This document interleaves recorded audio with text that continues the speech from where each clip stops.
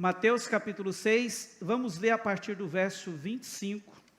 É um texto não muito pequeno, mas eu gostaria de ter a sua atenção aí nessa leitura, amém? Evangelho de Mateus, capítulo 6, a partir do verso 25, diz assim as Sagradas Escrituras: Por isso, digo a vocês, não se preocupem com a sua vida, quanto ao que irão comer ou beber, nem com o corpo, quanto ao que irão vestir. Não é a vida mais do que o alimento, e não é o corpo mais do que as roupas? Observe as aves do céu, que não semeiam, não colhem, nem ajuntam em celeiros. No entanto, o Pai de vocês, que está no céu, as sustenta. Será que vocês não valem muito mais do que as aves dos céus? Quem de vocês, por mais que se preocupe, pode acrescentar um côvado ao curso da sua vida? E por que se preocupam com o que vão vestir? Observem como crescem os lírios do campo. Eles não trabalham nem fiam. Eu, porém, afirmo a vocês que nem Salomão, em toda a sua glória, se vestiu como qualquer deles. Ora, se Deus veste assim a erva do campo, que hoje existe e amanhã é lançada no forno, não fará muito mais por vocês, homens de pequena fé? Portanto, não se preocupem dizendo: que comeremos, que beberemos ou com que nos vestiremos? Porque os gentios é que procuram todas estas coisas. O Pai de vocês, que está no céu, sabe que vocês precisam de todas elas. Verso 33. Mas busquem em primeiro lugar o reino de Deus e a sua justiça, e todas estas coisas lhes serão acrescentadas. Queridos, eu quero usar esse texto aqui como ponto de partida, onde nós vamos falar mais do verso 33, para compartilhar com você nesta noite da palavra de Deus. Amém? Glória a Jesus. Vamos orar? Senhor, que o Teu Espírito Santo venha agora sobre nós. Estamos aqui, Deus, depois desse momento tão precioso, onde nós já Te adoramos, ó Deus, exaltamos o Teu nome, Te bendizemos neste lugar, mas agora, Deus, aqui está a Tua santa palavra, e nós nos curvamos também diante dela, da Tua palavra. E eu quero Te pedir, Espírito Santo, que o Senhor venha sobre a minha vida, a vida de cada um dos meus irmãos e irmãs aqui, com poder, graça, misericórdia, e fale de forma personalizada com cada um de nós, em nome de Jesus. Amém? Glória a Deus. Queridos, esse texto que nós lemos no Evangelho de Mateus, que nós lemos aqui do versículo 25 até o 33, ele faz parte do Sermão do Monte, que é um sermão de Jesus, um dos discursos mais importantes registrados nos Evangelhos. Ele compreende do capítulo 5 ao capítulo 7 de Mateus. No contexto do capítulo 6, onde está o texto que lemos, Jesus trata sobre alguns assuntos que eu gostaria rapidamente de dar uma pincelada neles aqui para você. Se você volta no versículo 1 do capítulo 6, você vai ver que ele começa falando sobre a forma correta de dar esmolas. Logo em seguida, ele vai falar sobre oração, perdão e jejum. Depois, ele destaca a importância de que todos entendam que não podemos acumular tesouros, ou não devemos acumular tesouros na terra, mas que é muito importante acumularmos tesouros no céu. E em seguida, ele vai nos ensinar que os nossos olhos são a lâmpada do nosso corpo. Depois, ele vai falar sobre a incompatibilidade que é a tentativa de servirmos a dois senhores. Mensagem que está no versículo 24, logo anterior ao texto que nós lemos, quando Jesus disse assim: Ninguém pode servir a dois senhores, porque ou irá odiar a um e amar o outro, ou se dedicar a um e desprezar o outro. Vocês não podem servir a Deus e às riquezas. Diante disso, ou depois disso, ele começa a abordar o texto, a mensagem, os ensinos que nós lemos nos versículos seguintes, onde ele fala sobre as necessidades, ou as nossas necessidades, as necessidades da vida. Ele fala também da confiança na sua provisão, onde também ele evidencia a atitude correta diante das preocupações da vida, que devem ter todos aqueles que o servem, né, que fazem parte, né, do seu reino. E dentro disso, queridos, ele começa a discorrer sobre essas preocupações naturais que envolvem a vida de todas as pessoas, e de uma forma bem pontual aqui, a vida do cristão. Ele começa a falar sobre isso, e ele questiona a ansiedade dos seus ouvintes, e que na verdade é nossa também, em relação ao básico da existência humana. Percebe no texto que o foco de suas palavras é refutando a ansiedade acerca do comer, do beber e do vestir. Isso não é o básico para nós sobrevivermos? É o básico que nós precisamos. Ele faz isto lembrando que Deus, como nosso Pai, conhece todas as necessidades nossas. Ele é o nosso Deus e Ele conhece as necessidades de cada um dos seus filhos. Consegue entender isso? Ele sabe de tudo aquilo que você precisa. Ele conhece você. Ele está te assistindo o tempo todo. É isso que Jesus quis dizer, né, àquelas pessoas que estavam ouvindo, e essa mensagem poderosa, pela palavra, pela Bíblia Sagrada, chega a nós hoje. Neste ponto aqui da conversa, Jesus faz a declaração que enfatizamos, que se encontra no versículo 33. Na verdade, se você for olhar, ele resume todo o ensino anterior, quando ele falou disso, das necessidades de confiar na provisão e de uma atitude correta diante disso. Ele resume esse ensino em uma ordem simples e direta. Quando, ao terminar de falar sobre elas, ele vira para aquelas pessoas e diz assim: mas busquem em primeiro lugar o reino de Deus e a sua justiça, e todas estas coisas vos serão acrescentadas. Percebe? Então, isso aqui é o resumo. Ele pega e mostra para aquelas pessoas que, ao invés de viver uma vida frenética, desenfreada, buscando aquilo que são as necessidades básicas da vida, basta fazer uma, que é buscar o reino de Deus e a sua justiça em primeiro lugar. Ele diz assim: olha, se vocês entenderem e viver isso aqui, todas estas coisas vos serão acrescentadas. Amém? Agora, um ponto importante aqui: o que é buscar o reino de Deus?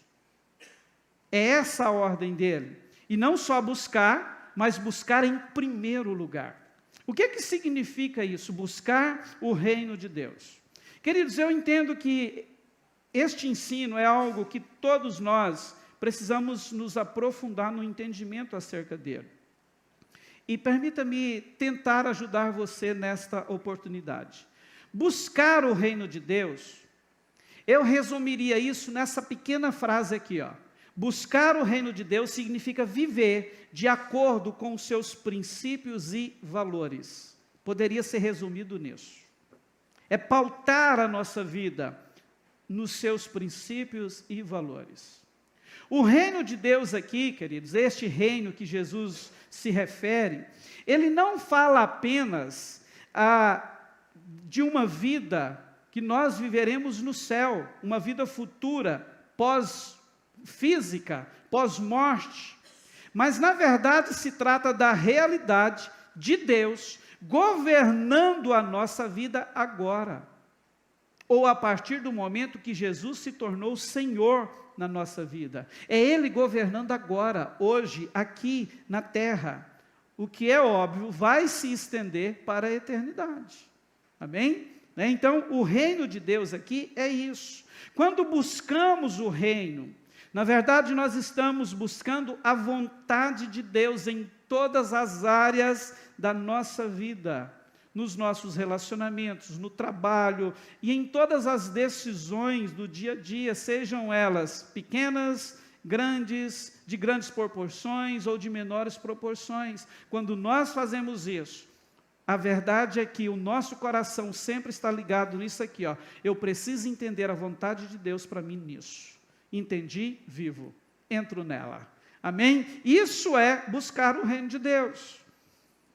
Então, a gente logo entende que isto fala também de colocar as coisas de Deus acima de todas as outras prioridades na vida.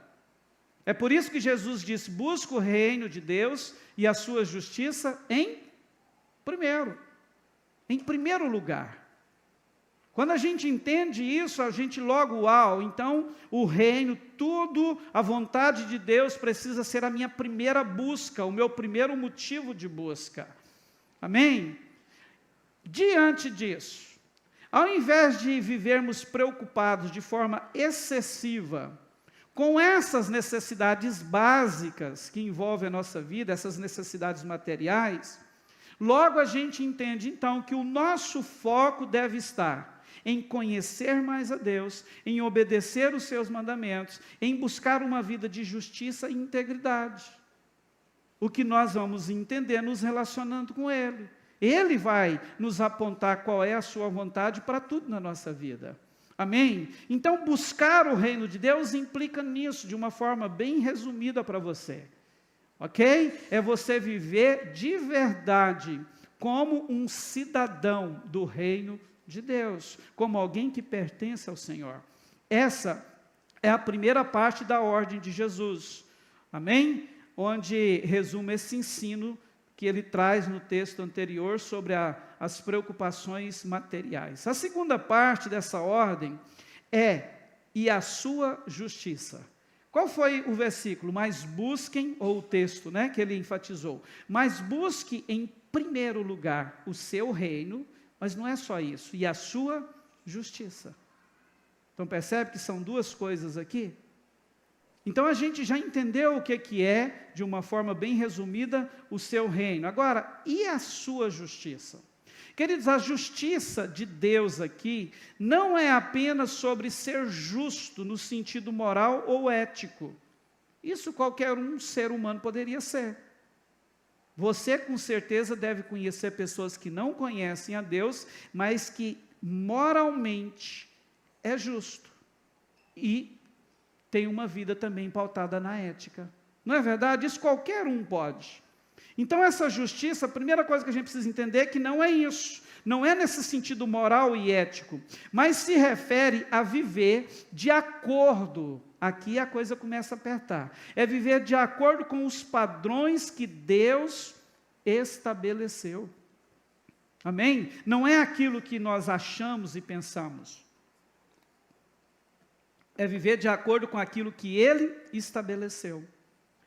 E é sobre estar em um relacionamento correto com Ele, praticando o que é certo aos seus olhos. É tipo assim, um casamento sem traição, sem nada fora da lei do matrimonial. Entende? É você viver com Deus baseado nos padrões que Ele estabeleceu, nas suas leis. E isso, querido, implica então, né, a justiça de Deus, ela envolve amor ao próximo, perdão, ser generoso, praticar a bondade. Amém? Tudo isso são padrões que o próprio Deus estabeleceu. É importante, interessante, que, por exemplo, quando ele vai falar nos versículos anteriores, quando ele vai falar sobre a oração e o perdão, o Pai Nosso do capítulo 6 de Mateus, todos nós conhecemos isso, né? No momento que ele vai falar da oração, olha só o padrão de Deus, ele não estabeleceu que ele é o Deus do perdão, Então, olha só um ponto na oração. Pai, perdoa-nos as nossas dívidas, assim como nós perdoamos a quem nos deve. E lá mais à frente ele vai dizer o quê? Que se nós não perdoamos, ele também não nos perdoa. Por quê? Porque se nós não perdoamos quem nos ofende, nós estamos vivendo fora do padrão da justiça que ele determinou. Então, se eu não perdoo, ele é justo. Qual é a justiça dele? Eu não posso perdoar você, porque você não perdoa, você não vive o padrão que eu estabeleci. Amém? Né? Então, isso é a justiça. Fala de um modo de vida pelo qual a pessoa pode, irmãos, olha isso, alcançar um estado de ser aprovado por Deus.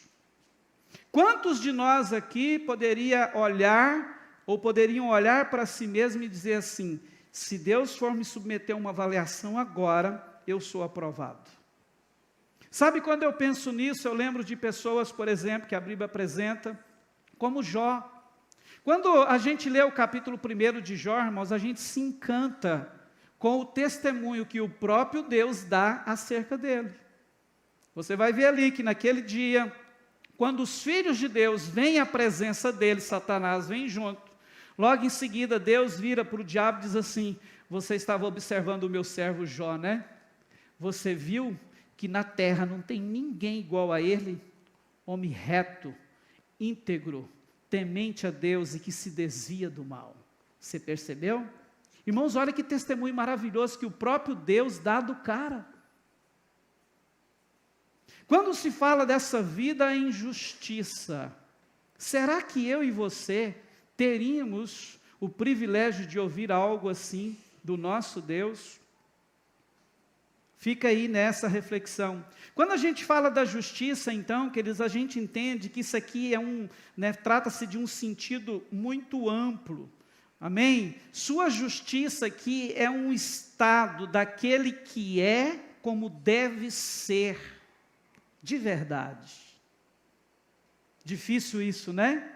Mas é essa justiça aqui que nós temos que procurar, implantar e viver. Fala de uma condição aceitável a Deus, aprovada por Deus. Fala de um modo de vida pelo qual a pessoa, ela pode alcançar isso, de Deus olhar e dizer assim, uau, você está sendo aprovado.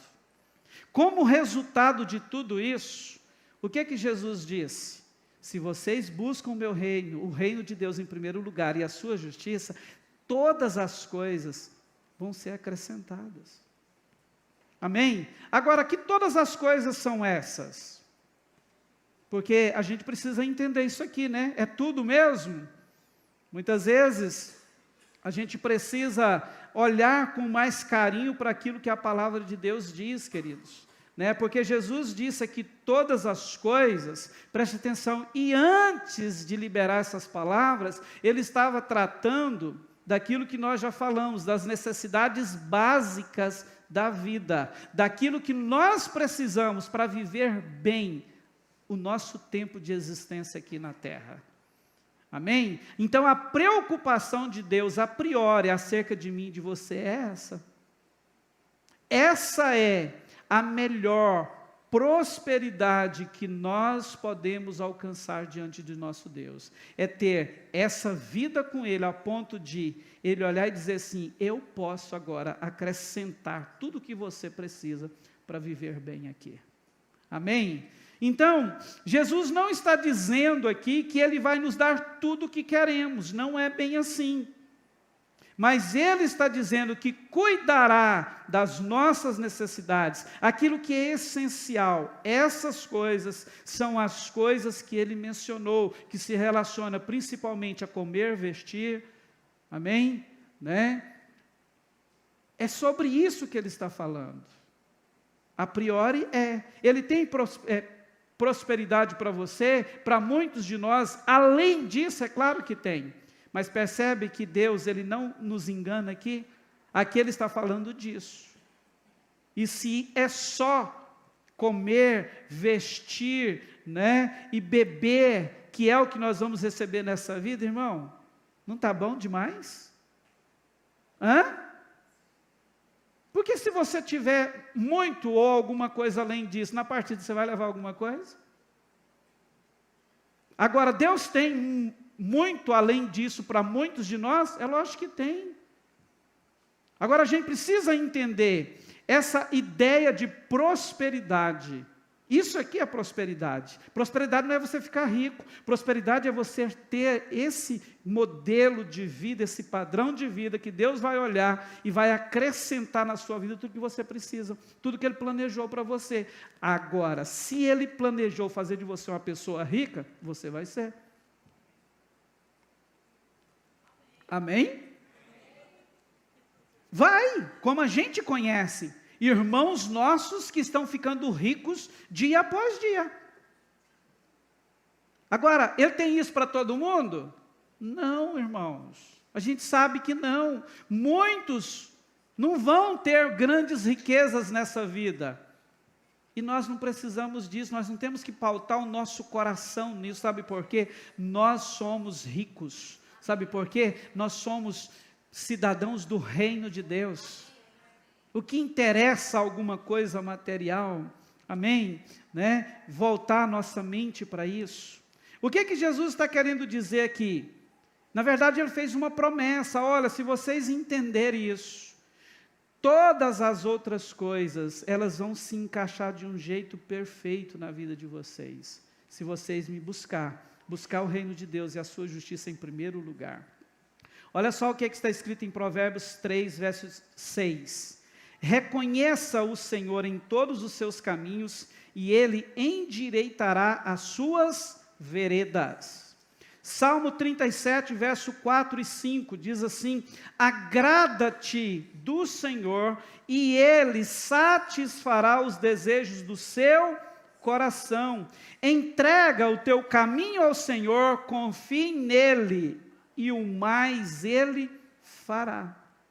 Agora, qual é o problema quando a gente escuta uma palavra como essa, queridos? Que Deus, Ele não está preocupado em te fazer rico. Porque a gente está falando de uma geração que o que mais se prega nos últimos anos dentro das igrejas é prosperidade financeira. Não é verdade? E isso levou muita gente a almejar riquezas materiais.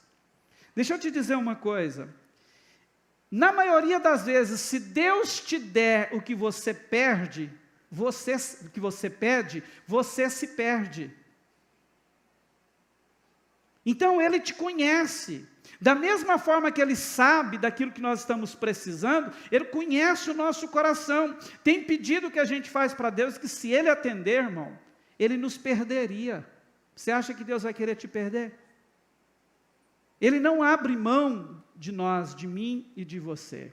Amém? Então, quando o salmista diz aqui no Salmo 37, agrada-te do Senhor, o que é isso? Senhor, eu aceito a tua vontade, o que eu quero é viver a tua vontade. E não é isso que o Senhor nos ensina, nos chama a entender quando Ele diz, busque primeiro o seu reino e a sua justiça? Porque como cidadãos dos céus, o que nós temos que fazer? Procurar entender qual é a vontade do nosso Senhor, e é essa vontade que nós queremos viver. Diante disso, eu poderia te dizer, queridos, que essa palavra ela já poderia ou deveria ser suficiente para nos libertar de toda a ansiedade e o medo que insiste em reinar nas nossas vidas. Irmão, que geração ansiosa é essa? Sim ou não? Irmãos, a ansiedade está nos matando. Agora, espera lá, nós temos um Deus que nos conhece e que cuida. Nós temos uma palavra empenhada dEle que vai cuidar de nós. E você viu os exemplos que Ele usa? Olha os lírios dos campos, olha as aves dos céus. E Ele nos confronta de um jeito, com categoria ali, né? Ele diz assim, olha, as aves não trabalham, não fiam. Olha os lírios dos campos. Mas deixa eu dizer uma coisa. Deus não as sustenta? Nem Salomão em toda a sua glória se vestiu como os lírios. Deus não os sustenta. Agora vocês não valem mais do que isso. Você não é mais importante para Deus do que um passarinho, do que um pardalzinho, do que uma flor que hoje existe, amanhã se murcha e já se foi. Entende? Então a gente precisa voltar os nossos olhos e entender de verdade o que o Senhor está querendo nos falar através de palavras como essa. Você pode dizer amém? A verdade, queridos, é que essa ordem de Jesus, ela nos desafia, por exemplo, a repensar as nossas prioridades. Por quê? Se Deus não for a primeira delas, está tudo muito errado, e com certeza a nossa vida tem tudo para não acabar bem. A verdade é essa. Amém? Agora, a pergunta é: como alinhar a vida a esta ordem de Jesus?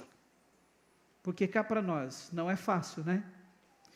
Queridos, esse desafio de buscar o reino de Deus e a sua justiça em primeiro lugar, é um desafio de todos nós. E tem muita gente que está patinando a vida inteira e não está conseguindo romper dentro disso. Né? Realmente entrar nesse lugar de atender a Deus, de Deus olhar e dizer assim: uau, agora eu posso aprovar você, agora eu posso acrescentar essas coisas que tanto você precisa na sua vida.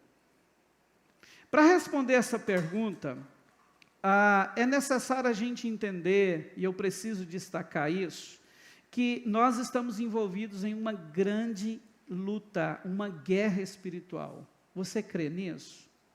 De verdade? Que há uma luta, uma guerra, você foi envolvido em uma batalha espiritual?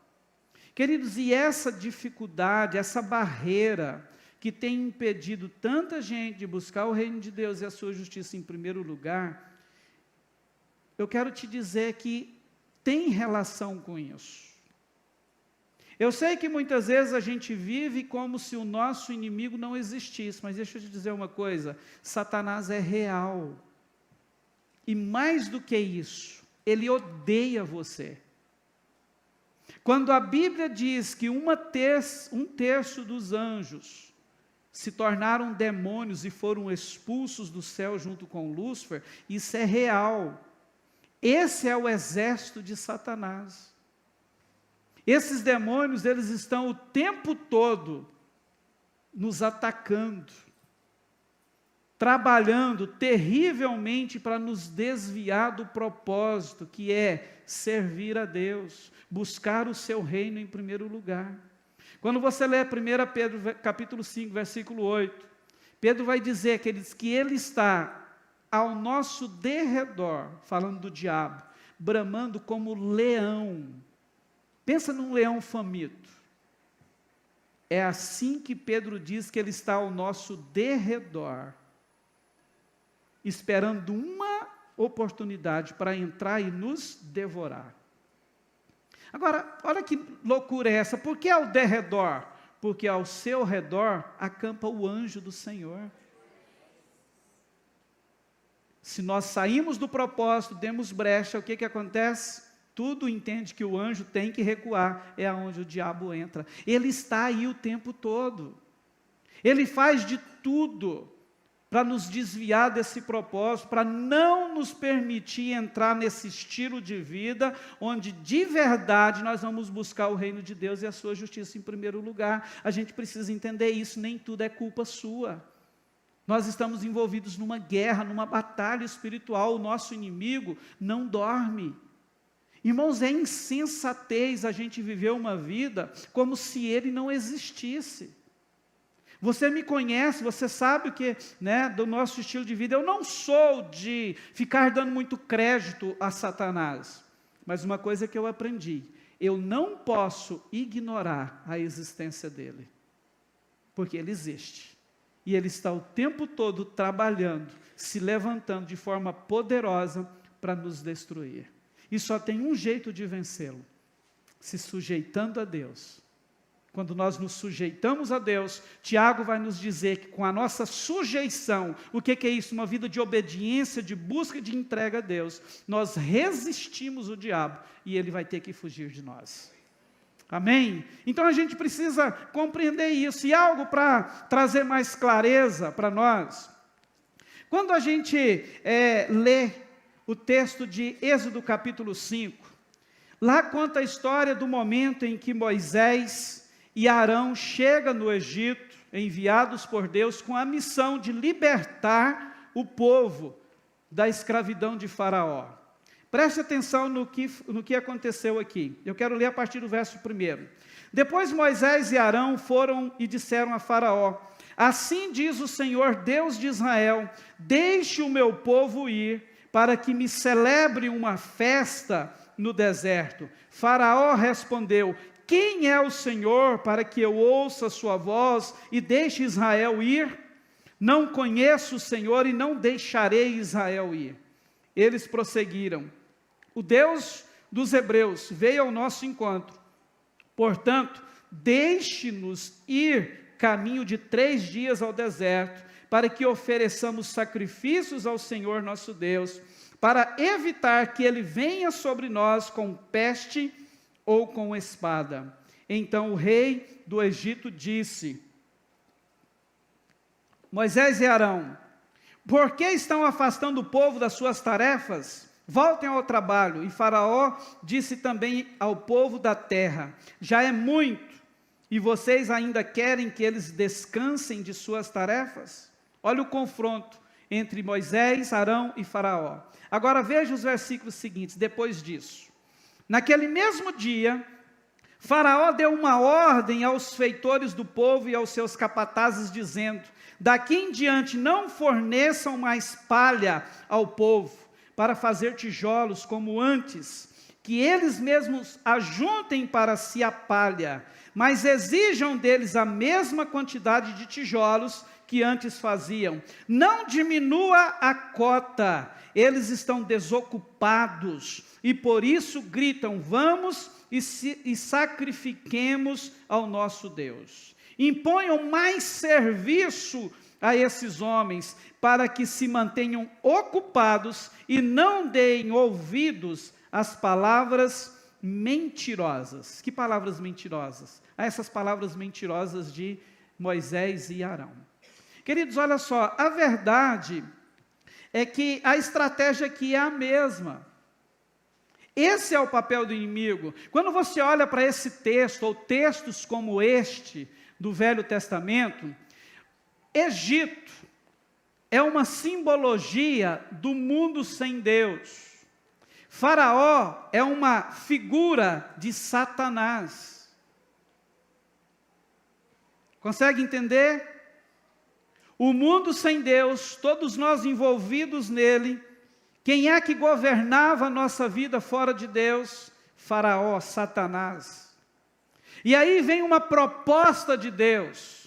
Deus quer nos arrancar do império das trevas, das mãos de Faraó, de Satanás, e nos colocar no reino do seu Filho, onde aqui nós podemos ser transformados em cidadãos dos céus e viver uma mentalidade segundo os seus padrões, os padrões que Ele estabeleceu, viver vida plena, aquela vida abundante que Jesus veio nos trazer.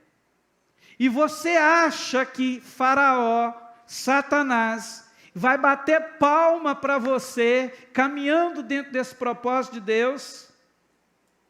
Você acha que ele vai se alegrar com a sua libertação daqui? Não, ele vai fazer a mesma coisa que Faraó fez com os escravos. Ele vai tentar afligir você. Gente, não é isso que a gente está vendo hoje. Quando a gente olha para essa ordem de Jesus, o que é que mais tem nos impedido de buscar a Deus em primeiro lugar e a sua justiça? É exatamente a vida frenética, cheia de ativismo que nós estamos vivendo hoje.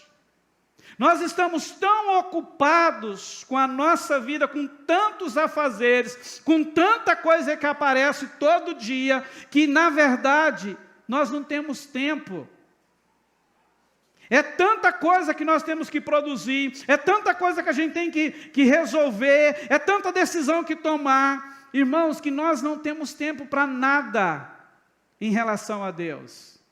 Você consegue acreditar comigo que isso tem não só um dedinho, mas uma mão do diabo? Consegue ver isso? que a estratégia é a mesma, Ele está amontoando as nossas vidas de tanta coisa. Sabe por quê? Ele não quer que eu e você tenhamos uma vida de relacionamento íntimo e profundo com Deus. Ele não quer isso.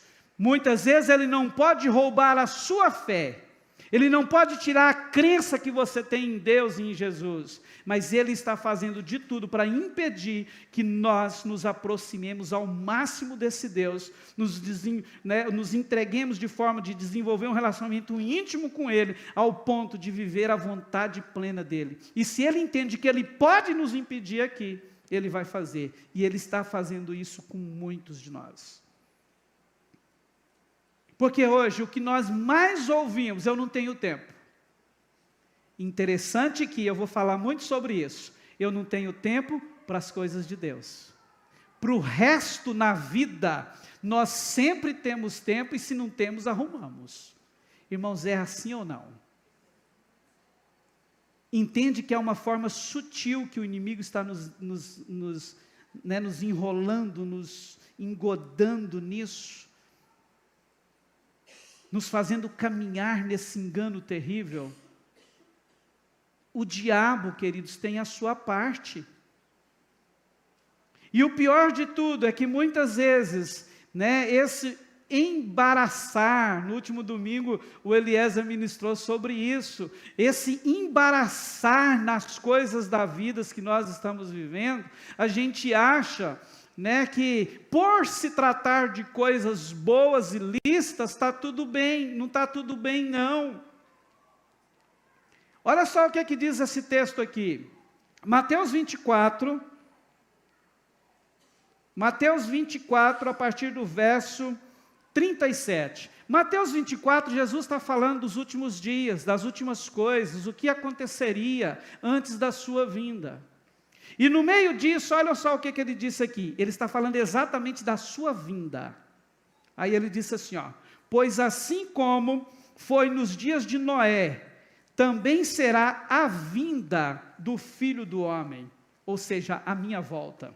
Porquanto, assim como foi nos dias anteriores ao dilúvio, preste atenção nisso, comiam, bebiam, casavam e davam-se em casamento, até ao dia em que Noé entrou na arca, e não o perceberam, senão quando veio o dilúvio e os levou a todos.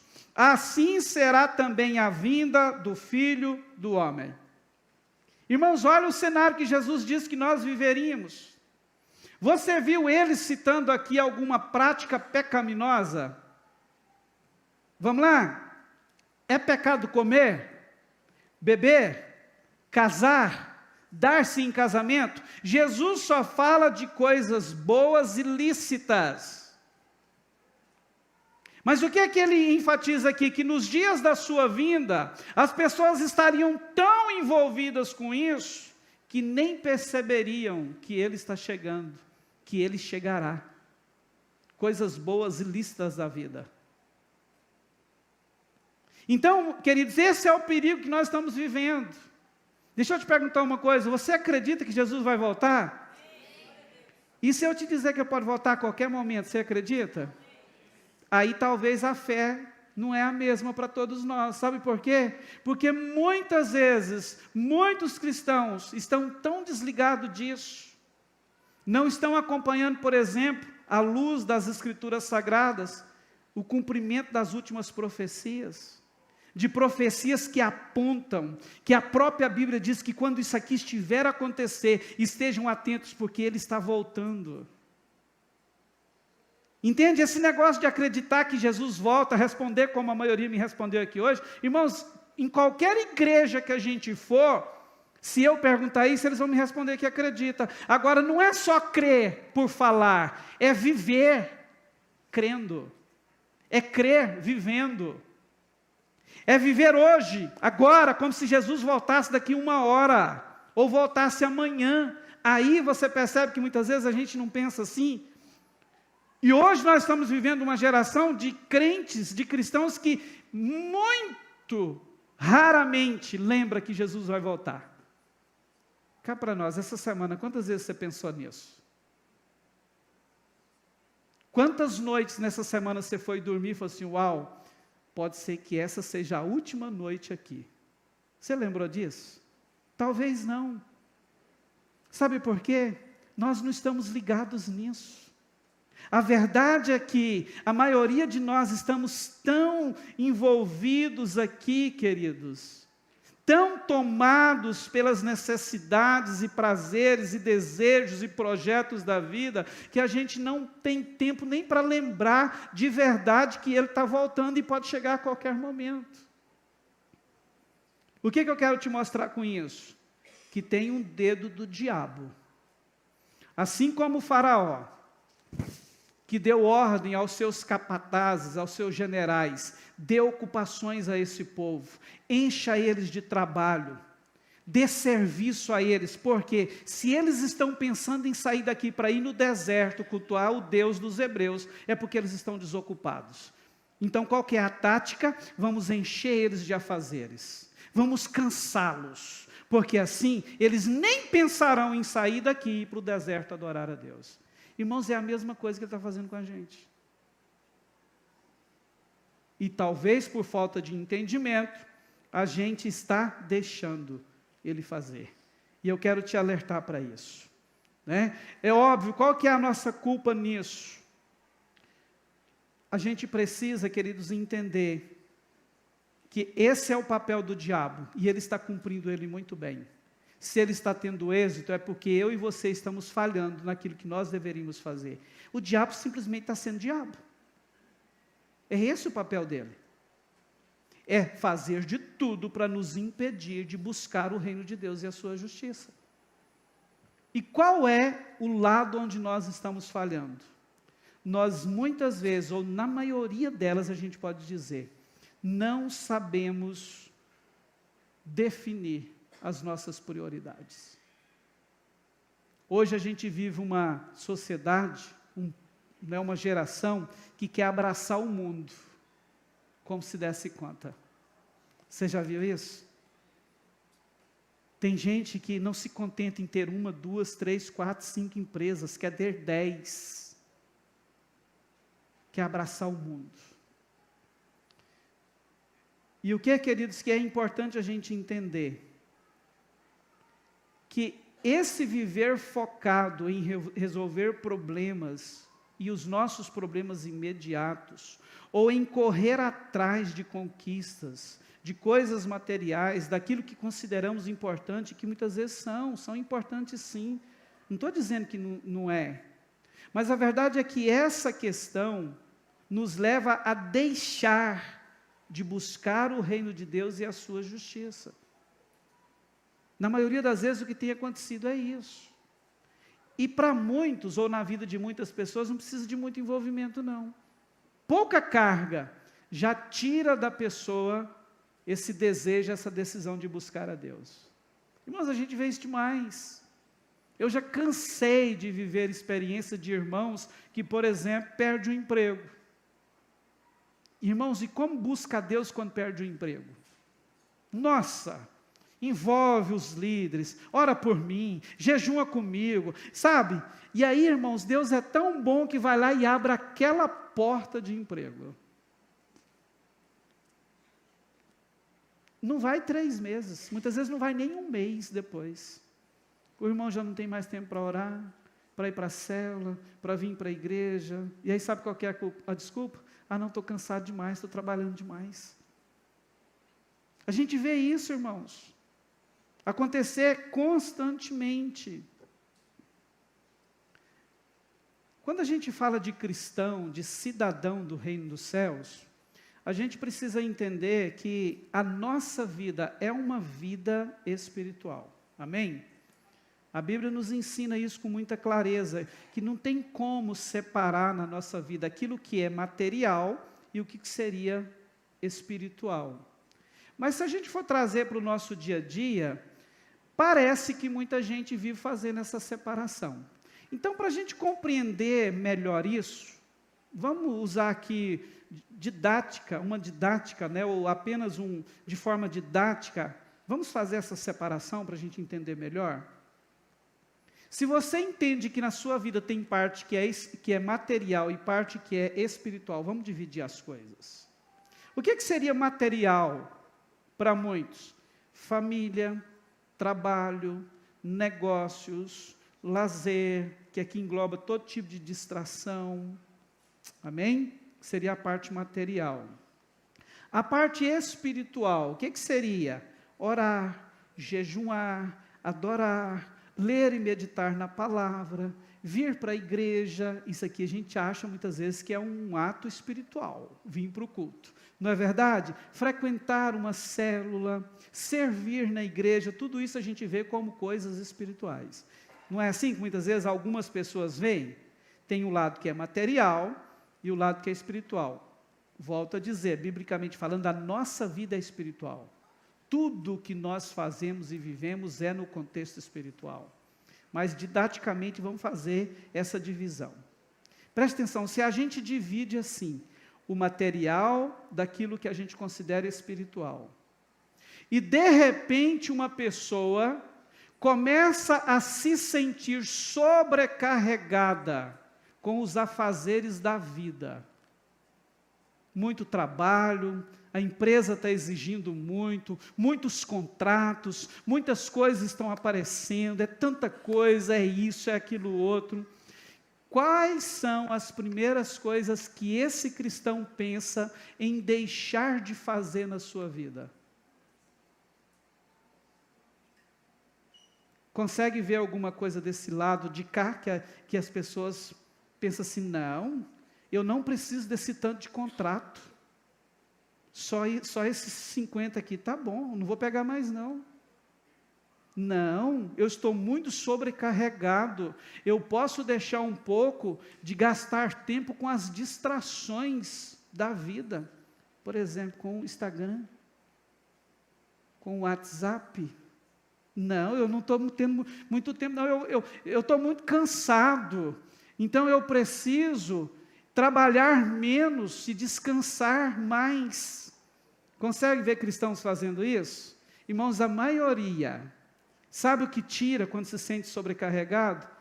Aquilo que está desse lado aqui, ó, que se considera práticas espirituais. A maioria não abre mão de um contrato, mas abre mão de fazer parte de uma célula. Não, eu não tenho tempo, eu estou trabalhando demais, eu não tenho tempo para ir na célula. Não, eu estou trabalhando demais, eu não tenho tempo de estar na igreja todos os domingos. Eu não tenho tempo para ler a Bíblia, para orar, porque eu estou trabalhando demais. Tem muita coisa para mim fazer. Irmãos, é assim ou não? É o que a gente mais escuta no nosso meio. Deixa eu te dizer uma coisa. Vai fazer 20 anos que nós pastoreamos. Isso é a vida, tem me mostrado isso. Na maior parte das vezes, as pessoas, os cristãos, estão abrindo mão disso aqui, daquilo que nos aproxima mais de Deus, em detrimento daquilo que vai ficar tudo aqui, que também é espiritual, tem que fazer parte da nossa vida, mas com equilíbrio. Eu tenho que viver esse lado da vida, o lado material, de forma que não me atrapalhe naquelas práticas de valores e padrões e princípios do reino de Deus. Porque é isso aqui que no final das contas vai contar. É isso aqui que vai mover o coração de Deus, que vai me colocar numa condição dele olhar e dizer assim, você está aprovado. Agora eu vou acrescentar todas essas outras coisas na sua vida. É isso ou não? Ninguém quer abrir mão de um passeio, por exemplo. Irmãos, tem que ter lazer? Estou falando contra? É claro que tem. Agora, por quê? A questão é, por que muitas vezes a gente só abre mão disso aqui? Do outro lado, nunca. Aí, esse é o nosso lado culposo, que muitas vezes tem nos impedido de viver essa ordem de Jesus, essa ordem direta, simples e direta de Jesus. Então, qual é a intenção do meu coração? É que juntos pensemos, como está a nossa escala de prioridades? Como está? Irmãos, essa decisão é minha e sua. Sou eu, é você que temos que olhar e dizer assim: Deus, nada vai tomar o seu lugar na minha vida.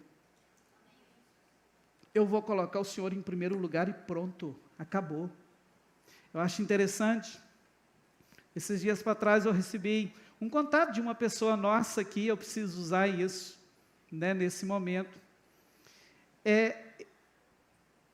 Pelo que eu entendi, esse irmão, ele é muito cuidadoso, ele é daqueles que planejam os seus dias, e ele estava planejando ali o seu dia, né, tudo aquilo que ele ia fazer no dia.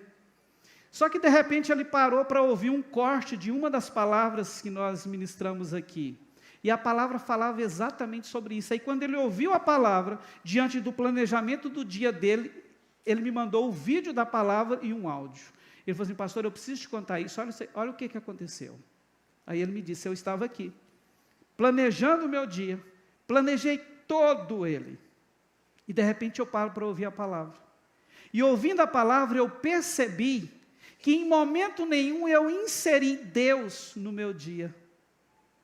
Eu anotei tudo o que eu tinha que fazer, mas em momento nenhum eu coloquei Deus. Ou seja, cadê o tempo para estar com Ele? Para ler a Bíblia, para orar, para falar com o Espírito Santo, para buscar direção de Deus para tudo aquilo que se planeja fazer.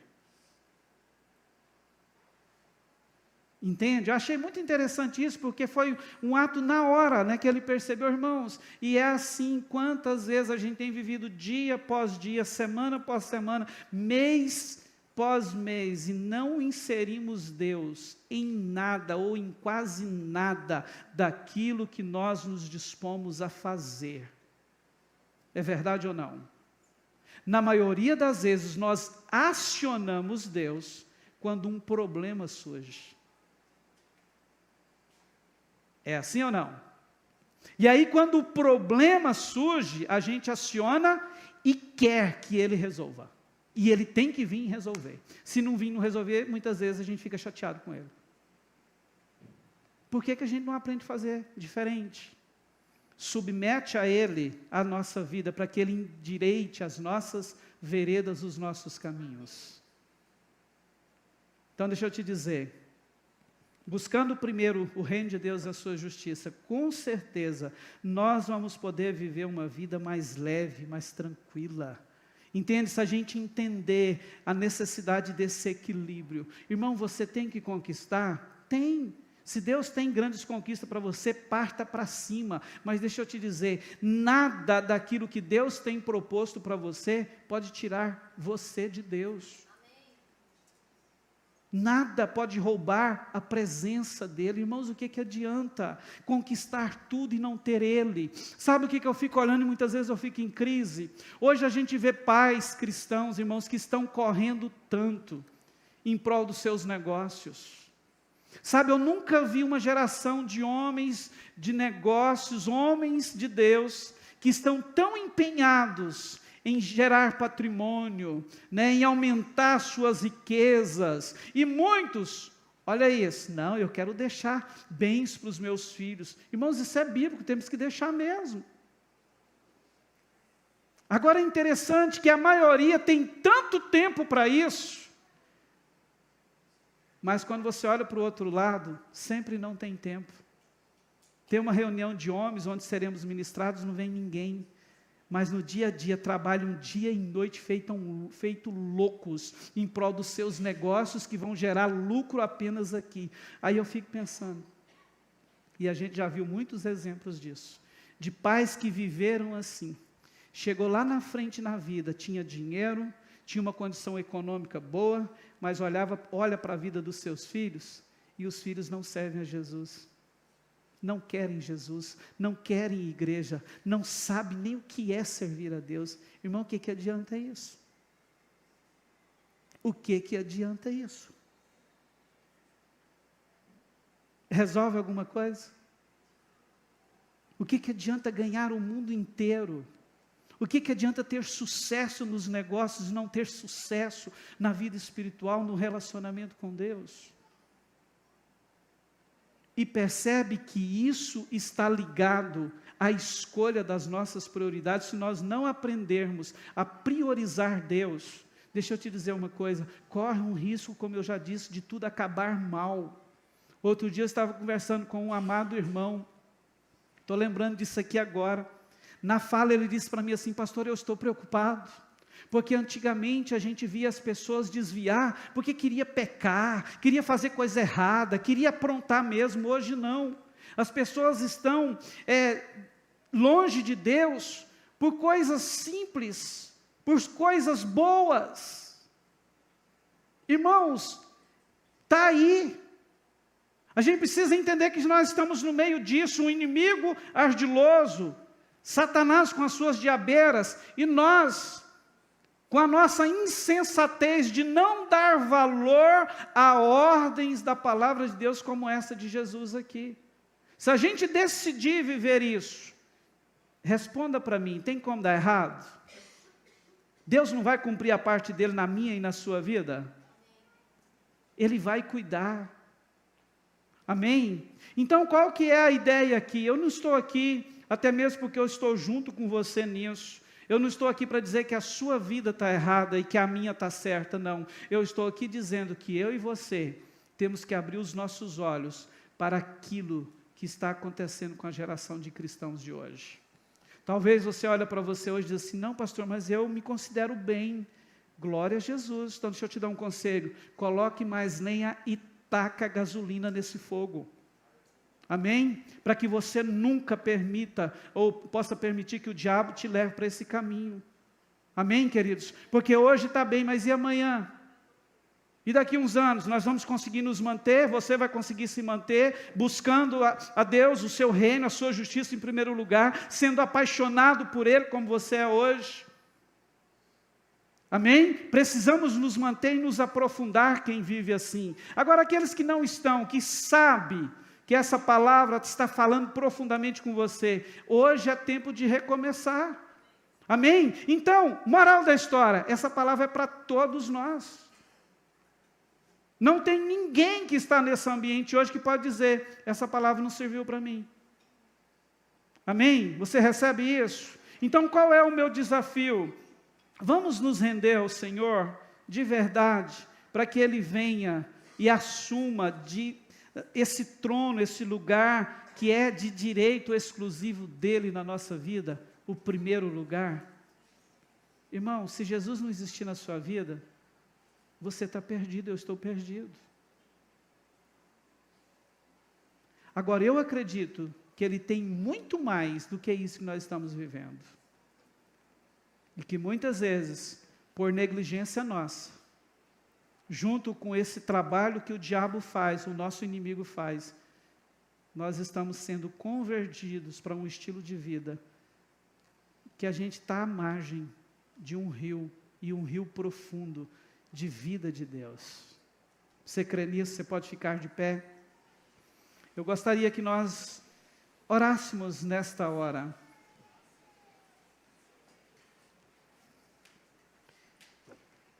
Qual é a oração que eu gostaria que você fizesse? Eu sempre, nas minhas ministrações, eu gosto de fazer isso. Toda palavra, queridos, ela precisa ter um cunho, e ela tem um cunho de nos confrontar. Quando a gente para diante de partes das Sagradas Escrituras como esse, e começa a falar com ele, ou senta para ouvir uma ministração como essa, eu tenho certeza que cada um de nós aqui podemos agora, nesse exato momento, ter uma leitura exata, à luz dessa palavra, da nossa própria vida. Então eu sei como eu estou, você sabe como você está. Cada um de nós sabemos no que Deus está nos chamando para melhorar, ou até mesmo para mudar. Deixa eu te dizer, agora é com você. Agora é comigo. É momento de decidirmos no e pelo Senhor nesta noite. Jesus deu uma ordem. Ele apresentou tudo aquilo que nós lemos, tudo isso que nós falamos. E Ele apontou um caminho, dando essa ordem simples e prática. Busquem o reino de Deus em primeiro lugar e a sua justiça. E aí? Se você chega à conclusão que você nem tem buscado a Deus, que na verdade você tem tido Deus como um simples resolvedor de problemas, você quer mudar isso hoje? É o momento para isso. Queria que você fechasse os teus olhos. Queria que você começasse a orar por você mesmo nesse momento. Assim como eu, que não estou aqui para apontar dedo para você e trazer condenação ou julgamento. Não, Deus também não está. Na verdade, o Senhor está aqui com graça e favor, olhando para mim e para você e esperando uma atitude nossa, para alinhar nossa vida à palavra do Teu Filho Jesus. Talvez o reino de Deus não tenha sido a nossa busca primária de vida, mas ela pode passar a ser a partir de agora. De Baracahamaçu. Talvez nós não temos tido uma preocupação de viver a justiça do reino, mas isso pode passar a existir na minha e na sua vida agora. Basta uma atitude nossa de nos rendermos a Ele. E como eu disse, eu não vou te chamar para vir aqui à frente, não. Aí onde você está, eu quero te convidar para que juntos, eu e você, possamos nos render a esta palavra, ao poder de Deus neste lugar. Está aqui aquele que tem o poder de nos transformar. Está aqui nesta noite aquele que tem poder para impedir o avanço de Satanás com todas as suas estratégias na nossa vida. Está aqui aquele que pode nos capacitar para vencer a insensatez que tem nos levado muitas vezes a escolher um monte de outras coisas, a ter um monte de outros deuses, ao invés de escolhê-lo, ao invés de entronizá-lo, de fazer dele o nosso único Deus e Senhor. Você crê nisso? Espírito Santo, nesse momento, ó Deus, nós nos unimos aqui diante desta palavra, e eu oro, ó Deus, por mim, por cada um dos meus irmãos que aqui estão. Senhor, eu acredito, eu creio que o Senhor ministrou, o Senhor falou de uma forma personalizada com cada um de nós aqui neste lugar, e eu oro agora para que o Senhor derrame graça e favor sobre as nossas vidas. Espírito Santo, além do convencimento que o Senhor nos proporciona a nós, em relação à nossa própria vida, diante dessa ordem do nosso Senhor Jesus, eu quero te pedir, nos fortaleça, para que a gente, cada um de nós aqui agora, tomemos a decisão correta, que é de olhar para Ti, Jesus, e dizer: a partir de hoje eu vou viver para praticar, Jesus, essa ordem Sua. Custe o que custar, eu vou buscar o reino de Deus e a sua justiça em primeiro lugar, nada e ninguém. Você pode dizer isso para Ele: vai ocupar o teu trono, Jesus. Não há Deus mais que ocupe a minha vida, a não ser o Senhor. Ninguém será Deus na minha vida além do Senhor. Você pode fazer isso. Não fique, queridos, sem orar neste momento, sem se render a Ele. Talvez essa seja a última oportunidade de vida que você tem para fazer esse alinhamento. Não se esqueça disso. E o Senhor está aqui, os olhos dele está aqui, Ele está olhando para você, para o nosso coração. E nós podemos sair daqui hoje deixando esse estilo de vida, talvez de reprovação, de insensatez, de rejeição da vontade de Deus, e começar uma nova jornada, onde Ele terá condições de, assim como olhou para Jó, para Noé, para Enoque, para tantos outros homens que a palavra de Deus nos apresenta, Ele vai poder olhar para nós e dizer assim: você está aprovado, você verdadeiramente é um cidadão do reino, porque você é íntegro, você vive retamente, você se desvia do mal. Clame ao Senhor neste momento. Eu quero te desafiar a rasgar o seu coração hoje. O Senhor tem vida, e vida em abundância para nós. E nós não podemos, queridos, decidir de forma deliberada não aceitar isso.